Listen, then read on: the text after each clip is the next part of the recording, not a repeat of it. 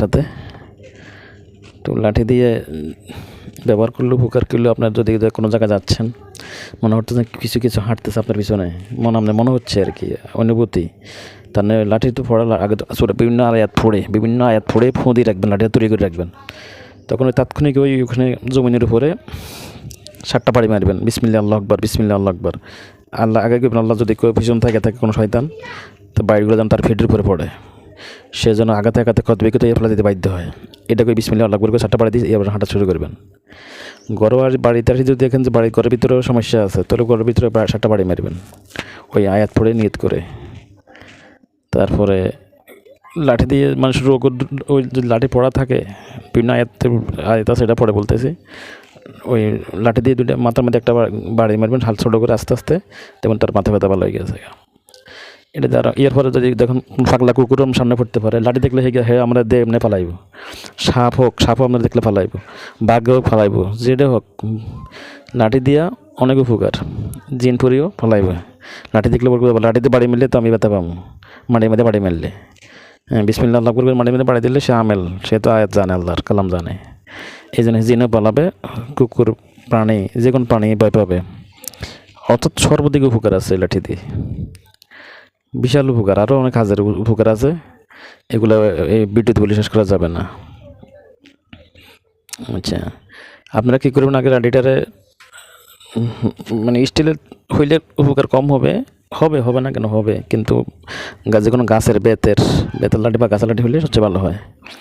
ওই লাঠির উপর আপনি কী করবেন, খোদাই করে সূরা আলে ইমরানের 111 থেকে 112 নম্বর আয়াত লিখবেন খোদাই করে। আর যদি খোদাই করতে না পারেন, কাগজের মধ্যে প্রিন্ট করে আনবেন, কম্পিউটার থেকে প্রিন্ট করে আনি, এটাতে লাঠির মধ্যে লাগাই দেবেন, কষ্টিপ দিয়ে, সাদা কষ্টিপ দিয়ে লাগাই দেবেন, তাহলে দেখা যায়। এরপর আপনি কী করবেন, এলের উপরে সূরা এস্তাগফার ফাট করে দিবেন, দুরূদ শরীফ ফাট করে দিবেন, ইসমিল্লাহ ফাট করে দিবেন, সূরা ফাতিহা ফাট করে দিবেন, সাইরকুল ফাট করে দিবেন, সূরা জিনের প্রথম 5 আয়াত 5 বার ফাট করে দিবেন, সূরা মুমিনুনের 60 আয়াত 5 বার পড়ে দিবেন। তারপরে আপনার সূরা কদর, তারপরে আরও যা জানেন আপনি, সূরা তরিক পড়ে একবার ফাট করে, কমপক্ষে 3 বার ফাট করে দিবেন সূরা তরিক। এর সূরা হাসরের শেষ 3 আয়াত। এরপর আপনার সূরা রহমানের প্রথম 5 আয়াত এবং 33 থেকে 36 আয়াত সূরা রহমানের। তারপর আপনার আছে এই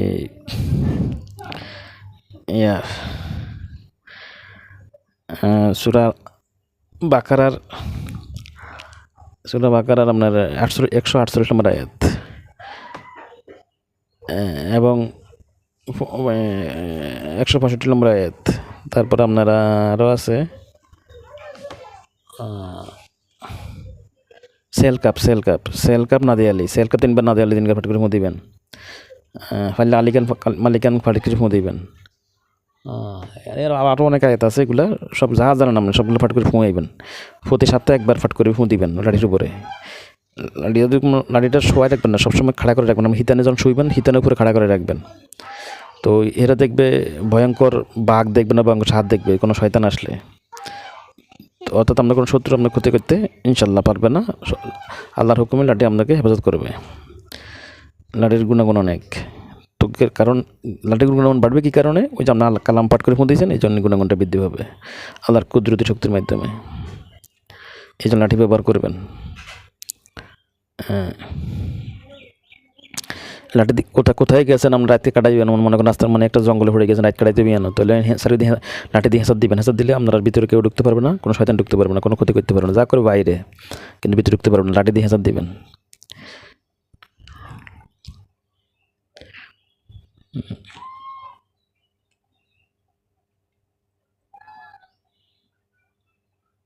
লাঠিকে সবসময় ফাঁক পবিত্র রাখবেন, ফাঁক পবিত্র, অন্য কাউকে দেখতে দিবেন না। এই লাঠিকে অন্য কেউ না ফাঁক লোক তো দেখতেই পারবে না, কারো হাতে দিবেন না।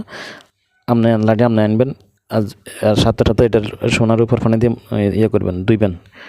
সোনার উপর হানি বা পানি ফোড়া আছে না, পানি ফোড়া না, এতে পানি ফোড়ে রাখছেন, ওই পানি ফোড়া দিয়ে দিবেন, সোনার উপর পানি দিয়ে দিবেন, সত্যি সাঁতার দিবেন, আবার আয়াত ফোড়ে দিবেন।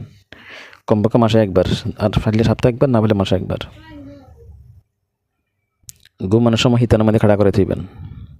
আর যেদিকে যাবেন এটা রাতগুলোই যাবেন, এটা আপনার রাতের সম্বল। এটা ওই লাঠিটা যদি এই যে আয়াত ফাড়ি করে ফট করে ফু দিবেন তো, আলে ইমরানের আয়াতটা দিবেন তো, এবং আলে ইমরানের 111 দিবেন, 112 দিলেন, এর আবার আলে ইমরানের মানে 103, 104 ফাটি করে ফু দিবেন, তাহলে মানুষও এটা দেখলে আপনাকে সম্মান করবে, ভালোবাসবে। লাঠির দিকে তাকাইলে তখন তার আপনার প্রতি রাগ থাকলে রাগ দূর হয়ে যাবে, কারণ ওখানে মক্কাল থাকবে, মক্কালে তার রাগ দূর করে দিবে, মক্কাল নিয়োজিত থাকবে লাঠির উপরে ওই আয়াতের কারণে। ইনশাল্লাহ আরও আছে, আরও হাজার শত শত হাকিগত আছে, সেটা আপনি ব্যবহার করলে পাইবেন। ইনশাল্লাহ ব্যবহার করবেন। ওমা তৌফিক ইল্লা বিল্লাহ, আমাদের ইল্লা বিল্লাহ।